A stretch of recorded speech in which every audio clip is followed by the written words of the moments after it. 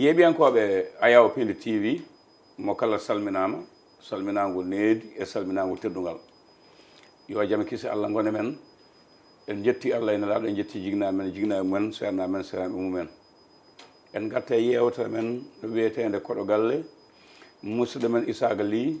mo département Podor mo commune mo Podor e daawal muɗum ɗimmal ko fate sungoji ɗo e leydi men Sénégal ISSA KA LY calmina bandiraɓe assalamu aleykum on bandiraɓe assalamu aleykum Alaji Abou Diop mi salmini mon mi salmini technicien ji ɓe ballodirten e émission mi salmini galle o Piindi TV e ardiɓe galle o mi fayi foof noon e juuɗe ma mi salmini Sénégal kadi mbeɗa wiya yo Allah hokku en ko fada e men ko yo Allah hokku men hebde ɗum amin yimɓe belto émission o hay goto wasa hen mettinde woda ko ɗum ɓesdi rendo ngo mi salmini moni kala mi wi kadi bisimilla mi wi mba a jarama Seydi Ly en jetti Daouda Moussa Dia e Harouna Moussa Dia waɗɓe ngal ɗo gollorgal miijo mumen mbaɗen jawdi mumen e warñede mumen e kala mumen yo dendagal dawgol yanke faggude yanke pinal yanke ɗemɗi yanke huutoro ha tengta Sénégal naji ko ɓuri heerade leñol men yo Allah ɓeydanɓe eɗen jettaɓe eɗen jarnoɓe kala koɓe mbawi hikka yo Allah ɓeydanɓe ɗum mo wuuri ceerno ISSA KA yewtere men ñande en bandiraɓe hewɓe jettima miñi men ne wiye Moussa Sarr ne jaa cuuɗi men Nguyi fedde ɓamtare Nguyi en calminiɓe dental ko Nguyi jeeyami en calminiɓe e dendagal yimɓe hewɓe yeɓɓe e heeɗiɓe ko kalɗa koɓe jettuma ɓe jarnoma daawal men ɗimmal hande kalten gonɗen koye heblanade sumgoji payaɗi en kaalino sunduno no fusira en kaalino fitinaji gonɗi hen e ko wona hen juɓɓudi e ko wona hen lawol e joni o so leydi ne heblo faade suɓade suudu sarɗiji suɓaɓe suudu sarɗiji hol peeje laabi foti rewde ha wawa yettade haade men yettade holno suudu jogorte ewa Abou Diop Allah jarama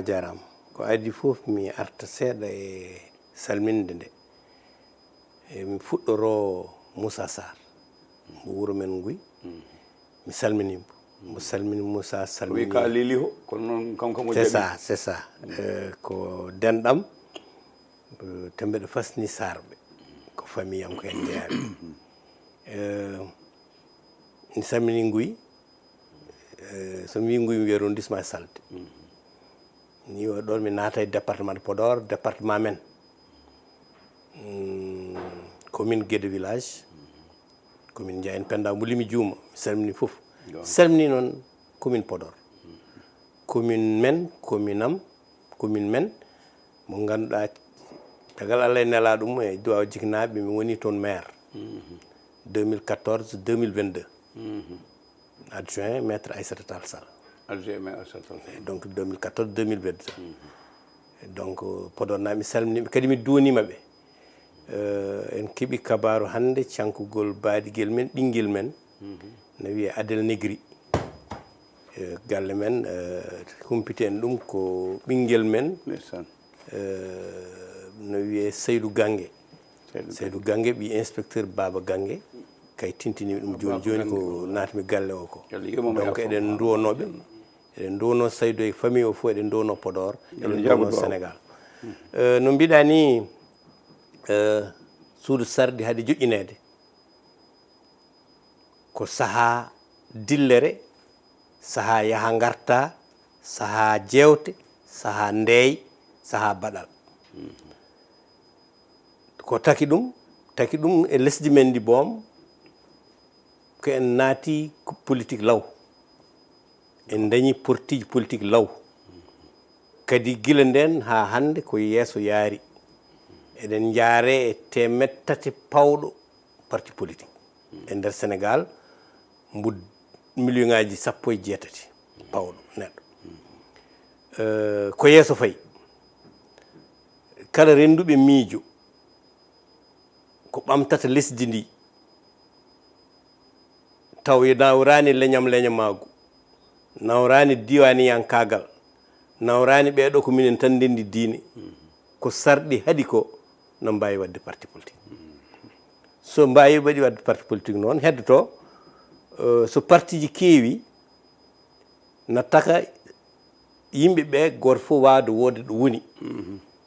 par ce que politique il faut ko waɗe haade politique ko peeje hono leydi laamorte hono wuro laamorte hono diwan laamorte commune e ko way noon e département hono lesdi laamorte holno lesdi darorto jokkodire lesɗele goɗɗe haade ko ɗum woni politique politique wadde ɗum koko foti waɗede mbo waɗani ɗum a rendani ko ɓamtata lesdi hay sa rendi hen wonɗo haaɗi ɗum waɗi parti ji kewde na taka goto fof wawde dañde ɗo naati sa naati e parti ni yo taw ka liggotoɗo e parti o parti o ne yo taw koko liggoto e lesdi ndi wona opposition wona pouvoir par ce que liggogol parti wona tan pouvoir sinno parti ji fof gonno pouvoir tan lesdi yahata donc firti ko opposition ne jogui darde timmude so darima ɗum kay wattat yeeɓede ne wawi yeeɓede boom ha ɓuura parti laamiɗo ɗum fof noon haade koye parti ji yimɓe goni élection waɗete élection assemblée nationale million ngaji 17 sénégalais wodat joɗaniɓe ɗo to wiyeteɗo suudu sarɗiji lesdi ndi ala suudu sarɗiji ala si sarɗiji won suudu sarɗiji kecci woni laamuji laamuji wote gotanaji pouvoir exécutif won suuɗuɗi sarɗiɗi e nder aduna kecci laamuji gotanaji Sénégal e leyɗele goɗɗe sa ƴetti Angleterre laamu Angleterre yaadi koye suudu sarɗiji e laamu Angleterre watantake watante tan ko suudu sarɗiji Israël hono noon leyɗele goɗɗe hono noon donc suudu sarɗiji koko ɓooyi wonno noon kay tan wawi joɗanade population kay wawi joɗanade peuple sono laare noon million ngaji 17 sénégalais ɗi mbawa joddoyade no ko goto ɓe kalata wawon il faut que noon wooda suɓaɓe jaaha joɗanoyoɓe ko ɗum woni député ko joɗaniɗo million ngaji 17 sénégalais ɗi million ngaji 17 ɗi ko temedere e capanɗe jeegom e joyo joɗantoɓe toon kala koɓe taƴi kala koɓe kaali ɓe kalata ko inde peuple sénégalais 18 millions ɗi ɗum waɗi noon parti ji kewɗi yaade toon e suudu sartiji ɗi ina hollira 18 millions ɗi won joɗaniɓe ɗumen parti goɗo joroya ɗum toon e suudu sarɗiji wawa joɗanade 18 millions ɗum waɗi noon haade kadi yimɓe jiida yumma e baaba yeru tan ɓe jiida baaba ɓe jiida yumma ɓe gona denɗiraɓe ɓe gona ɓiɓɓe baaba ɓe goni ndenda taniraɗo e banggue politique wonɗoɓe musni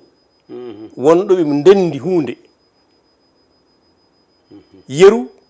socialisme socialisme e Sénégal parti ji kewɗi no notoro socialisme hande so politique so élection dawi député législative ɓe mbi aha enen musnuɓe e endu socialiste ɓe haade men saritade haade wonko ndenduɗen socialisme enen musna e socialisme ndenden mbaɗen liste goto ma ɗum hisnu men ma ɗum hokku men kadi doole bala dental ɓuuri ceeral ko goto men fof tufanno tufnitinde mum enen ɓeɗo ken sappo si ndendini goto fof e liste o dañi yimɓe mum ma en ɓuuri wawde dañde doole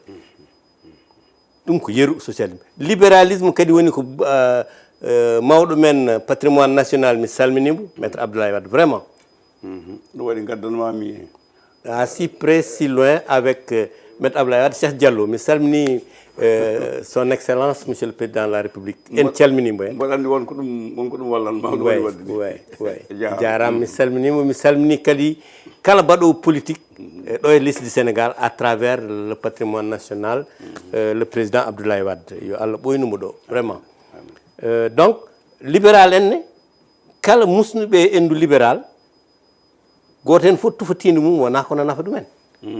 aɓe mbawi rentude soɓe ndenti noon ɗum woni coalition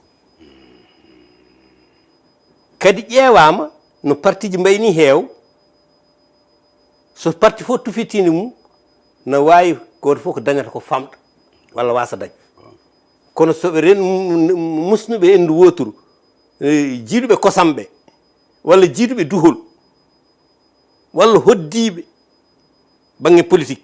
won parti ji koddi banggue politique sa ƴetti libéralisme et social démocratie kayen koddi ɓen so jaadi wiyatake hanani jaadude ɗum addi coalition noon haaɗi koye wadde liste ɗum woni ko wiyete ko unité d'action c'est à dire ndenten gollen jiidane unité organique woni ndenten nattodiren gonten goto coalition ko unité d'action ndenten liggoɗen lenten mbaɗen wonɗo haaɗa tan kadi eɗen mbawi surtout ɗum woni coalition donc oɗo saha yiyama e nder lande Sénégal heblanade ɗiɗo élection ji gonaɗi législative mo 17 novembre hitande ujunnaji ɗiɗi e nogas e nayyi heewi coalition ji heewi mais bonani Allah no wawi coalition fof nanna ha heewa so nanni ha heewi lesdi ndi 18 millions ɗi ma jii koye mumen e natɓe ɓe so mbi ko onon min jooɗani toon ko haqqe ko kayen ɓe jooɗani toon ɓe ndena lesdi ndi ɓe leena sarɗiji ɗi ɓe ndena ngaalu ngu par ce que ngaalu ngu jeeyi ɗum ko peuple sénégalais 18 millions donc ngaalu ngu sono hutore yamiroɓe yo hutore ɓe hono assemblée nationale yo taw jooɗani ko 18 millions ɓe ɗum waɗi coalition ji ne mbaɗi fayida soɓe jawti coalition ji noon liste uji déposama coalition noon kamɓe kaldata kamɓe renduɓe coalition goomo kamɓe kaldata hono goto fof dañirta gueɗal hoto ñale wasata ɓirdugal wasa ɗum ala règle ko haala tan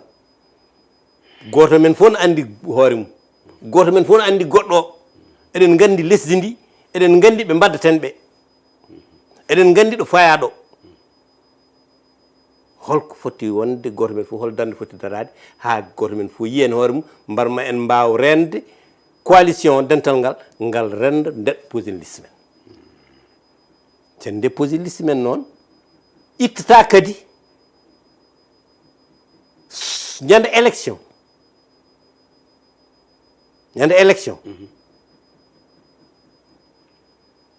walla hade élection e jewte walla caggal élection no wawi waɗede ko wiyete intercoalition woni jokkodiral coalition ji kawtal dente ala ɗo winda koɗo famodira ɗum ɗon noon ɓe mbiya aha coalition jeeri coalition jeejengo mbaɗen intercoalition sen jeehi jeejengo woto baɗowo to jeejengo to enen jeeyaɓe coalition jeeri beddon ɗen goppen carte men ƴetten kartal jeejengo mo cuɓiɗen to no cuɓaɗo to no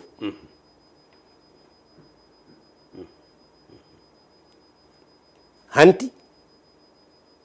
kartal jeejengo coalition jeejengo no mbiɗa ni ko joguino yimɓe haade coalition jeeri kadi hayso coalition jeeri ko Sénégal ko inde tan ko jogui ko jeejam par ce que wonko ɓe jogui ɗon ɓe mbiya ɓe jogui ɗon ɓe kartal men peeño walla bureau ngal haade ko jeejeng gonɗon jarani ko ɗon ƴetta ngal ƴette kartal jeejengo ngal beddon ɗon ɗumen mbar koɓe jogui ko e onon ko gaddan toon ɓe ko mbar maɓe mbawa feeñde jeejengo ne wiya noon yimɓe mum wonɓe jeeɓe goppe carte men angale tabal ngal ari e bureau de vote kono son jeehi hoto ƴette ngal ƴette kartal jeejengo ngal kartal jeeri ngal nagge walla hoore puccu yew walla sammere taw an wona kartal ma ndol noon ɓen kala ɗo dolna yawta sen kawritoyi noon hanti en dañi ɓe coalition fof dañi ha heewi sen kawritoyi assemblée kadi e nder wadde koɓe mbiyata ko groupe parlementaire dente ɗe ganduɗa ɓe ko député ji yiide renduɓe ɗo gummudi walla renduɓe yidde jiɗoɓe fandare e nder galle o denta mbaɗa groupe parlementaire no groupe ɓurdi hewde jamanu fof groupe wawra noon peesde e nder ko yahata e nder assemblée koye on saaha wona aɓene jewte ɗe dartata ko noon jewte coalition mbaɗama liste uji déposama jewte intercoalition nani mbaɗe pour élection so élection waɗama so yahama assemblée no assemblée jogorte fof ko hen yahata donc ɗum ko ɓamtare ɗum waɗi mbeɗa huula yiide neɗɗo wiya min goto yahata neɗɗo hoolo hoore mum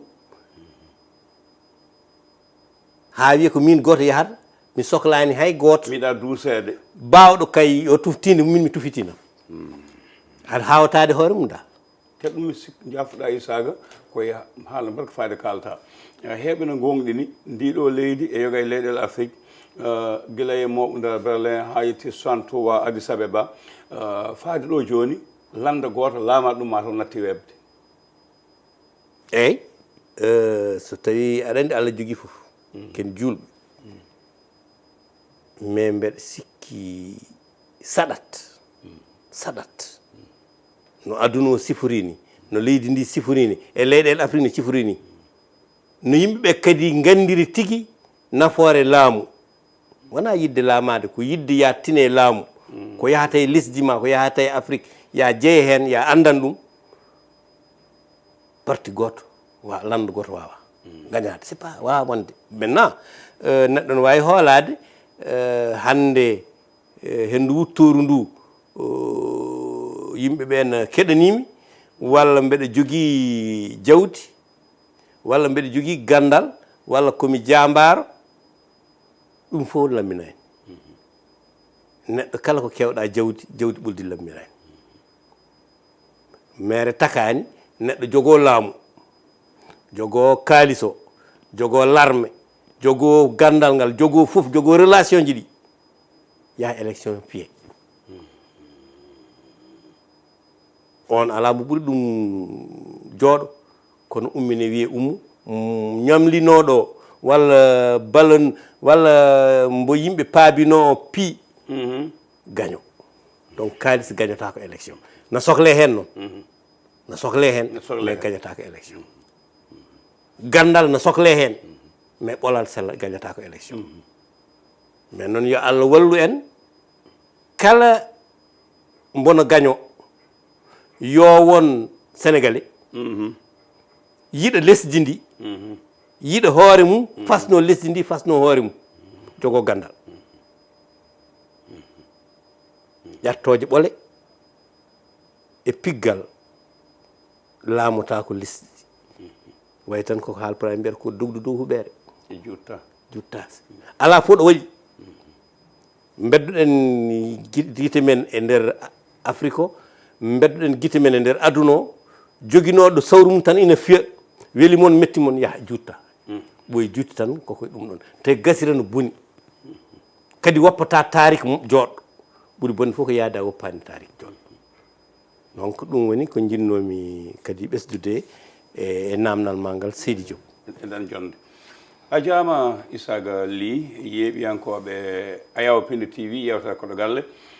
honorable député mo ganduɗa Allah hokkino fartange l'an 2007 ha l'an 2012 wonde cuwaɗo suudu sarɗiji kanko ari gam ɓeydande en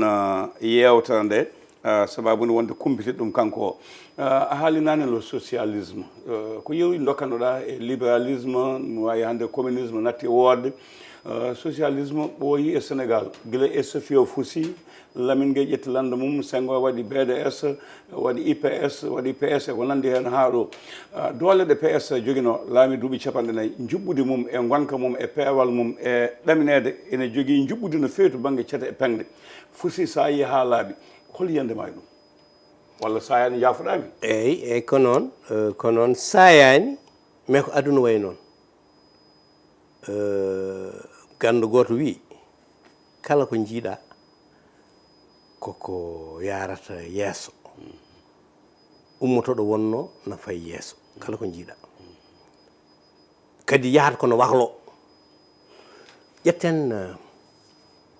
ƴetten socialisme espio mbo Maître Lamine Gueye premier président de l'Assemblée nationale du Sénégal yo Allah ɓuuɓan ɗum 60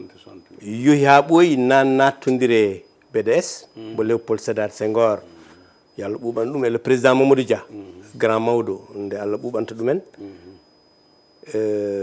e PA mo Abdoulaye Ly pra Sénégal mo Abdoulaye Ly Abdoulaye Ly et Amadou Mahtar Mbow yo Allah ɓuuɓan amin e Assane Seck Assane Seck ko Seck mais Assane Seck de la Casamance kamɓe en Aboubacry Kane en le député l'honorable député Baba Aboubacry Kane jikanaɗo men donc nde umme espio Senghor nanni hen BDS mo ganduɗa kañum ɓuuri wonde africain et sénégalais yawti ɗon pra naati pra no jiggi révolutionnaire yagal ayi waklo waɗat par ce que ndiyam kesam natat so ndiyam kesam naati tan jaɓɓal ngal waylo seeɗa no foti foof yaha juuti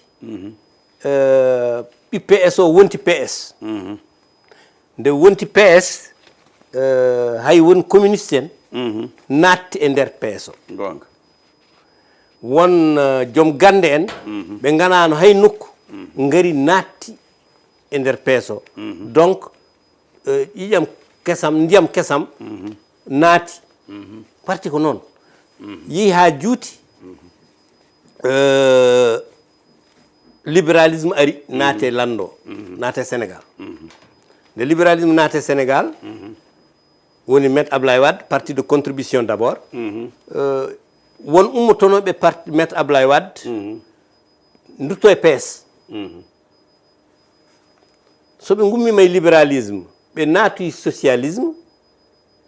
gonga ni ɓe ƴetti socialisme kono ma wot koɓe gaddi ko wona socialisme donc koko mbimi ko hunde fof ne jiiɗa yahata kono ɓesdo mais yahata kono no jiggo yahata kono jiggo way tan kono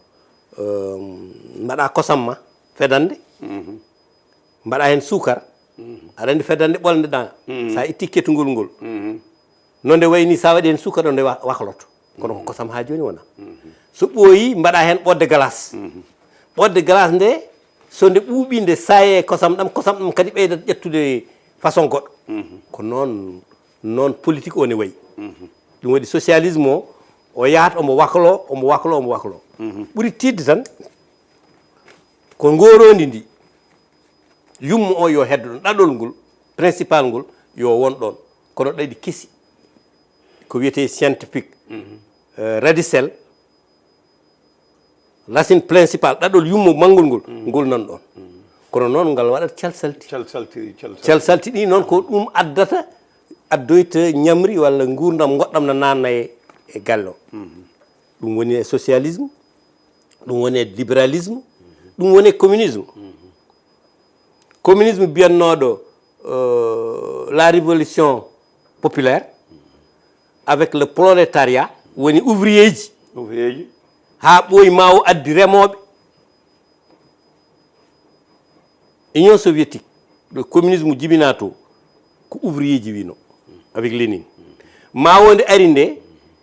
tawi développement industriel mo Chine heɓani ɗon nanni hen les agriculteurs par ce que ɓuuri hewde rendo ngo ko remoɓe ɓen yo naat hen par ce que gurdam mabɓe woɗɗodirani e gurdam ouvrier kamɓe fof ɓe mbi koɓe halfaɓe aɓe kutore ayi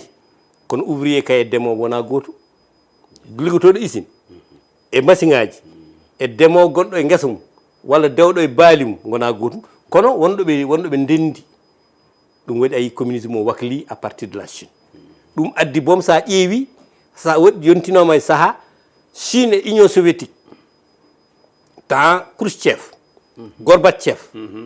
Brezhnev ɓe mbawrani Chine Mikhail Gorbachev ɓe mbawrani Chine mais kam fof ɓe mbiyata koɓe communiste ko communiste en wonno wakli ko noon aduna wayi an ka jiɗɗurtade gueɗe ɗe mission chinoise mata ko ɗum jiɗɗa haalti wayi mi salmini gueɗe ko berceau ndema gueɗe chantier enen mawɓe mbiyanno kippu gakko ko berceau e gakko ma gatto hen taw ko yewtere gakko voilà merci beaucoup donc ko ɗum woni ɗon socialisme waklima mais jetten Allah yonto fo so ari yo faam ko ɗo jooɗi ɗo hono ɗum tamorto hono ɗum tamrata hono ɗum ɗowirta lesdi il faut ko firti ɗum waɗi ardotoɓe parti ɓe gonat yiyoɓe ɗum waɗi parti waɗat cellule des cadres waɗa groupe de réflexion no parti socialiste wanno ɗum ƴettude joom gande en comme le professeur Abdoulaye Elimane Kane de salle de Djibo Leyti Ka club national de développement yo Allah ɓuuɓan ɗum ministre d'état Aissata Tall Sall ɗen fof nde gari nde départ koye on groupe gonno les intellectuels miijantoɓe parti o lawol holngol rewata ɗum waɗat gam wasa fegitade walla peguitte e mbasa mawnude ɓen gona yiyeteɓe boom mata e meeting ɓen gona yiyeteɓe campagne doga ɓen gona yiyeteɓe jeehe manifestation ɓen goni tan koye miijade ne ƴeewa rendo ngo hono ngo yaari holko wuro ngo namni holko aduna o namni miijo palo ko bonnata ko ɗum woni cadre de réflexion parti jogoto intelligentsia cadre uji miccotoɓe ko ɗo jarata ɗen kono ɗo pewɗon ɗo wonko fadi men toon walla hakkude nde wonko wawi falade so ɗum kewi hono mbatten projet et stratégie so ɗum yettima tan kono parti tan enen fof gumpoɗen enen fof ken haaloɓe meeting enen fof ken non a jaama ISSA KA LY yewtano koye woɗɗude technicien on wiya yewtene woɗɗi no feewi merci beaucoup le socialisme no mbiɗen ni nattal maɓɓe PA Abdoulaye Ly eɗen mbawi artoyde hen e landaji goɗɗi ganduɗa coɓinoma hen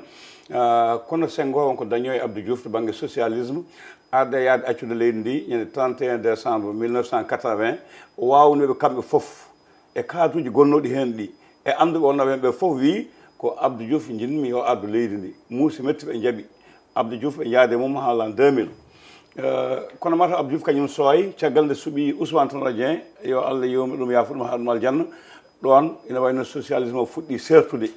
yode yalti hen partement e landaji goɗɗi ko kalanmi ko merotomi ko Aissata Tall Sall koye osé l'avenir hande woni kono noon koye coppi socialisme wonno e nder dental hande ngal mbaɗɗon gam yawde landa mo ganduɗa ko mawɗo Abdoulaye Wade e woɗɓe waɓe noon ko saabi wonde hande tête de liste adade o mbaɗo Aissata Tall Sall wattake hen mbaɗɗon ko président Macky Sall beele ko sababude ko golle makko ligguiɗe mbaɗen ɗum campagne yimɓeɓe mbawa arde moon walla ala ko saabi ɗum waɓe noon ƴiƴam kesam ardinaka gardo o landaji ɗi ewa Alaji Abidou Ba jarama ko adi fof mi salmina tigi maître Aissata Tall Sall présidente du parti Osez l'avenir madame la maire noon kewmi widemo mi salminimo ɗo woni fof e no woniri fof somi faami namdal ngal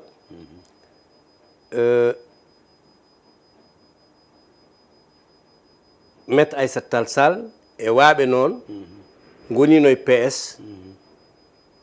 caggal mum jalti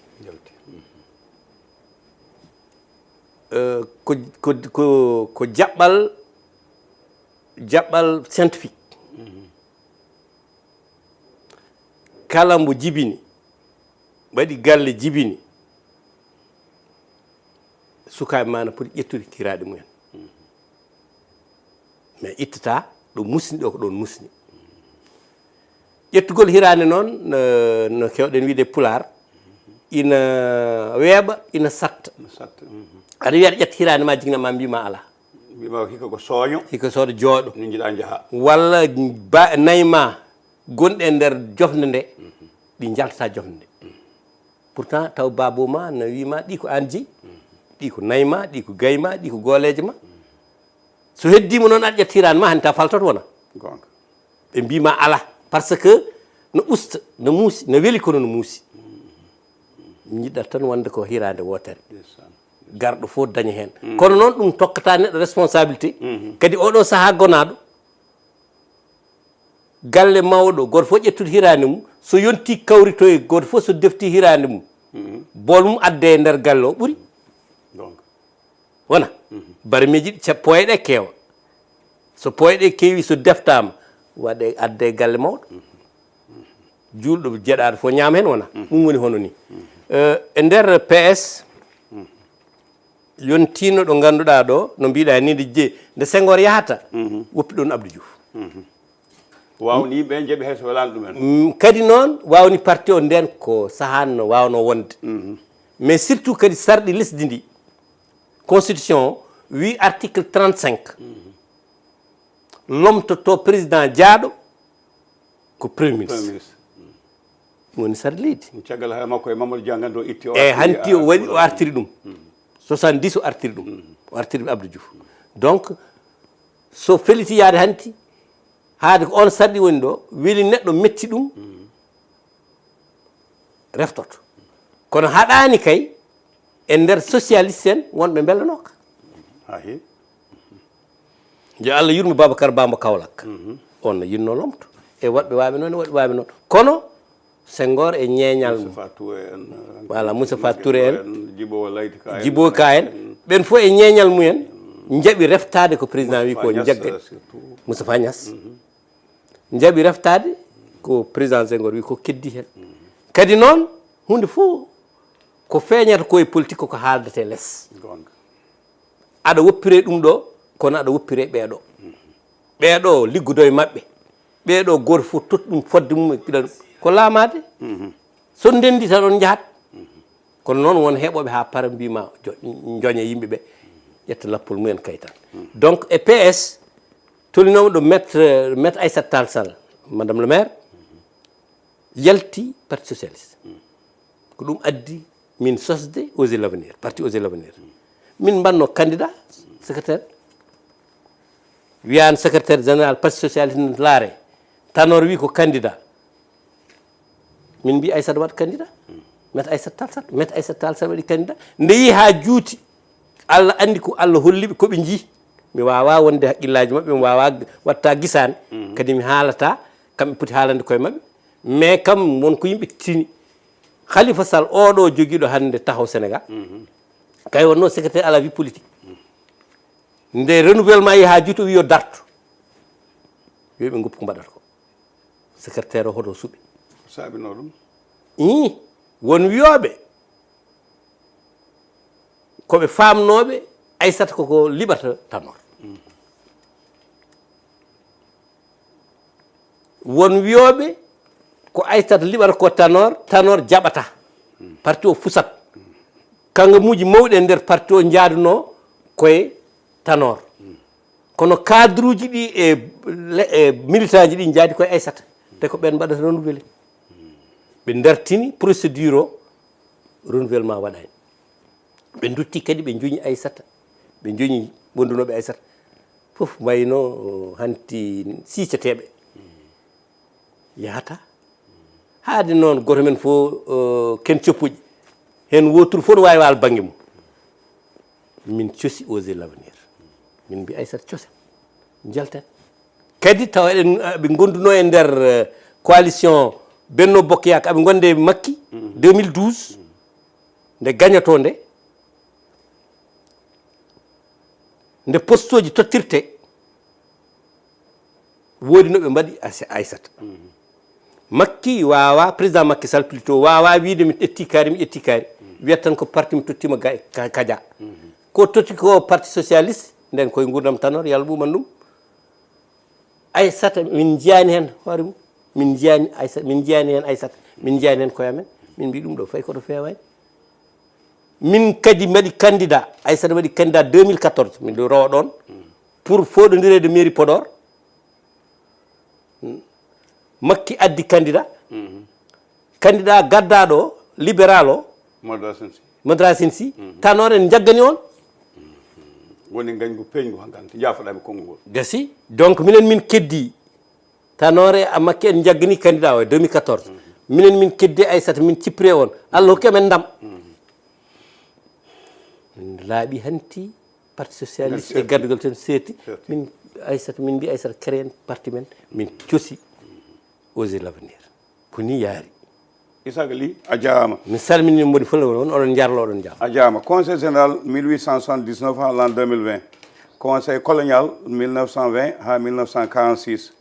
conseil général kadi arti e 1946 à 1952 assemblée territoriale 52 à 58 to Saint-Louis Sénégal assemblée constituante 25 novembre 1958 arti ummade e Lamine Gueye président assemblée nationale 68 60 à 68 Amadou Cissé Dia Habib Thiam Daouda Sow Abdoul Aziz Ndaw Cheikh Abdou Kadir Sissoko Youssou Diagne Pape Diop mi raɓɓikino ɗo no heewi mbeɗa ɗamini mam Amadou Mame Diop ma jokku wonde walla ala jogo wadde waylo walluji suudu sarɗiji d'abord Amadou Mame Diop assemblée 14e législature natti wonde beele maw artoy faya ko 15e législature 15e législature no jibinirani no jibinirte ni ina serte 14e législature ɗum ko goo ɗiɗi Amadou Mame Diop woni hoorejo coalition mbo woni que le président Macky Sall heewani yiyede kono yiyama hikka e Sénégal ɗo président jaltuɗo artata wona e liste kono maw artu kam maw ar ɗo alhaali non mi laaɓaka mais omo woni kanko woni waɗa hoorejo liste donc no yakora so neɗɗo waɗama kam aɗa foti ar hay sinno tan ka militant simple walla ka responsable simple aɗa waɗa politique aɗa fasñi hoorema aɗa fasñi politique aɗa fasñi ɓe mbaddataɓe ko fotino élection so waɗi a fotani wasde tawede jafuɗa waɗi wi noon koko suɓoyte ko leydi suɓoyto walla ko wonno suɓorte kono ko landa o hannde no peccoɗe mbayni wiyede Amadou Mame Diop sikkanoma wawa kono wawi ɗowde ɗowi e wiyede no ɓatti famille ha joni président Macky Sall beele on jikke aɗa sikki ne yaaha walla ala e aɗa andi ko wiyete ko président suɓoto ko so tawi heewi kay ɓuuri kewinde e ko ñagadal so tawi on keeɓi kewen par ce que oɗon jaakoy donc somin keeɓi kewendi ko wonno ko e nder Benno Bokk Yakar wona ɗum wone takku wallu Sénégal kadi ko kaldigal no wawi mo wona Amadou Mame Diop waɗe yo Allah hokku amen gagnade hamin ɓuura doole min jokkodira e woɗɓe ɓe ganduɗa ɓe balla min gona président assemblée kayenne woda ko keeɓi ko noon gestion andude yimɓe tan ko wiide tan Ali Sidi Ali Habs Isma Babli Ali ilanima temgal yo Allah yurma ɗum yaafo ɗum wawa wonde président assemblée wonɗo daraki